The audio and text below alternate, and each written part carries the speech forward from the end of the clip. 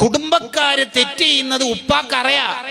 എൻഗേജ്മെന്റിന്റെ പേരിൽ അല്ലെങ്കിൽ ഹൗസ് വാമിങ്ങിന്റെ പേരിൽ വൃത്തികേട് നടക്കുന്നത് വാപ്പക്കും ഉമ്മാക്കും അറിയാം. കല്യാണത്തിന്റെ പേരിൽ, ഫെസ്റ്റിന്റെ പേരിൽ, സെന്റ് ഓഫിന്റെ പേരിൽ, ആർട്സ് ഫെസ്റ്റിന്റെ പേരിൽ, ന്യൂ ഇയറിന്റെ പേരിൽ ഈ ഉപ്പാക്കും ഉമ്മാക്കും ഒരു കൂസലില്ലെങ്കിൽ ഈ ഉപ്പക്കും ഉമ്മക്കും ഇസ്ലാം ഇടുന്ന പേരെന്താണെന്നറിയോ? ദയ്യൂസ് എന്നാണ്.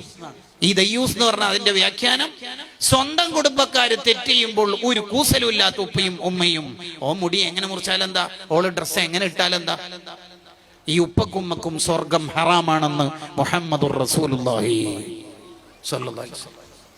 കുടുംബക്കാര് തെറ്റ് ചെയ്യുന്നത് നമുക്കറിയാം, അത് അംഗീകരിക്കുക, അത് നമ്മൾ അറിയുക എന്ന് പറയുന്നത് കടുത്ത ഹറാമും വൻദോഷമാണ്. അത് നമ്മളിൽ നിന്നുണ്ടാവരുത്. നമ്മൾ ഒരു ഉപദേശം നൽകിയാൽ ആ ഉപദേശം കൊണ്ട് ഫലമുണ്ടോ ഇല്ലയോ എന്നുള്ളതൊന്നും അല്ല നമ്മൾ ചിന്തിക്കേണ്ടത്. അബൂജഹൽ മുസ്ലിം ആവൂല എന്ന് അള്ളാഹ്ക്ക് അറിയില്ലേ? അറിയാം. പിന്നെന്തിനാ നബി തങ്ങൾ അങ്ങോട്ടേക്ക് ദഅവത്തിന് അയച്ചത്? ദാഇ ആലോചിക്കേണ്ടത് റിസൾട്ട് അല്ല, നമുക്ക് കൂലി ഉണ്ടാവാൻ നമ്മൾ ദഅവത്ത് നടത്തണം.